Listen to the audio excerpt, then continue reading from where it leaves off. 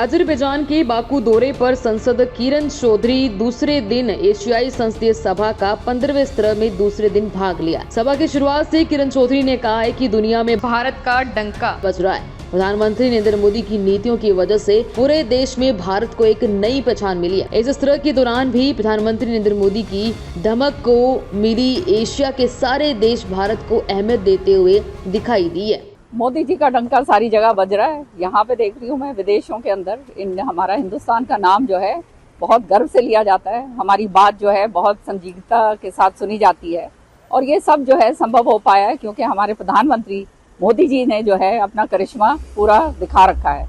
तो यहाँ जितने भी देश हैं सारे के सारे हर एक देश को इस बात की उत्सुकता रहती है कि भारत के साथ जो है अपने संबंध बनाए जाएं और जो है उसी चीज को जो है हम आगे बढ़ाने के लिए हमारे को यहाँ भेजा गया है। और यहाँ पे इतना जबरदस्त जो है अंतर्राष्ट्रीय स्तर के ऊपर हमारे देश को देखा जा रहा है। तो मोदी जी तो हमारे अपने हैं।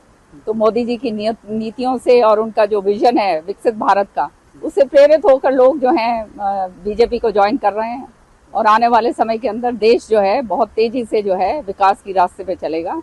ये तो बाहर आके पता चलता है कि किस तरह से जो है हमारा जो है मान सम्मान और हमारा नाम कितना बड़ा है, मोदी जी का नाम कितना बड़ा है। देखिए ये एक ऐसा मौका है जो एशिया के अंदर हिंदुस्तान को प्राथमिकता के ऊपर जो है लेकर आने का, और मैं धन्यवाद करती हूँ अपने वाइस प्रेसिडेंट साहब का और अपना शीर्ष नेतृत्व का, जिन्होंने जो है ये मौका हमें दिया है देश का प्रतिनिधित्व करने के लिए।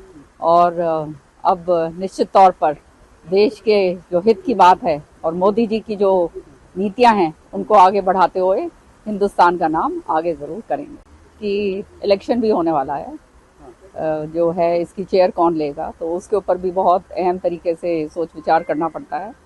तो उसके ऊपर भी देखते हैं क्या डेवलपमेंट आज होगी और ख़ास तौर से जो है पाकिस्तान का रुख क्या रहेगा, क्योंकि हमारा जैसे कहा कि मोदी जी ने जो है हमारी जो डिप्लोमेसी है वो एक बहुत ऊंचे लेवल पर लेकर आए हैं। तो हमारे लिए थोड़ा सा प्रॉब्लम हो जाता है कि हम दोनों जैसे दोनों देश जो हैं जिनके बीच में हो रहा है वो हमारे दोस्त हैं, तो आगे किस तरह से चलना है, कार्रवाई करनी है, तो ये सारी चीज़ें जो हैं इसके अंदर आएंगी और बहुत अहम बैठक जो है वो होने वाली है। और आज मुझे लगता है कि जो है ये कुछ ना कुछ इश्यूज रेज करेंगे जिसके ऊपर हमारे को बहुत ज़ोरदार तरीके से जो है उसको जो है उसका जवाब देना पड़ेगा और उसके लिए तैयारी करके मैं पूरी आई हूँ।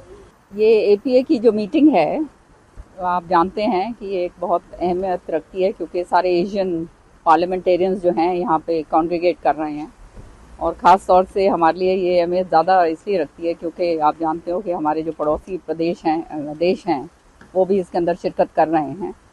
तो कई चीज़ें ऐसी हैं जो रेजोल्यूशंस के अंदर आई हैं और जिनके ऊपर हमारी सहमति नहीं बनती है, तो उनको जो है रिबट करना और अपना रिजर्वेशन दर्ज करवाना बहुत ज़रूरी होता है और इसके लिए बड़ा वो सतर्क रहना पड़ता है क्योंकि आप जानते हैं कि इन कंट्रीज़ के अंदर कई बार ह्यूमन राइट्स के ऊपर, एनवायरनमेंट के ऊपर, एनर्जी डेवलपमेंट पे जो है हमारे से अलग तर्क जो हैं ये दिए जाते हैं। तो इन सारों को जो है सही तरीके, सही मायने के अंदर रखा जाए और जो है हमारे देश का जो है उसके अंदर किसी तरह से नुकसान ना हो पाए और अपनी जो बात हम रखें ताकि जो है उसके ऊपर कोई और आगे कार्रवाई ना कर पाए। ठीक है, आज भी किस मुद्दे को लेकर के आज बातचीत हो रही है या आपको कोई जवाब उसमें? हाँ, पाकिस्तान और ये सारे देश आए हुए हैं, अब देखते हैं क्या बोलते हैं ये लोग, तो उस मुताबिक ही फिर आगे कार्रवाई करी जाएगी। और मेरे साथ हमारे ये जो एमपी साहब हैं कामाख्या जी, असम से आए हुए हैं, तो हम दोनों ने मोर्चा संभाल रखा है।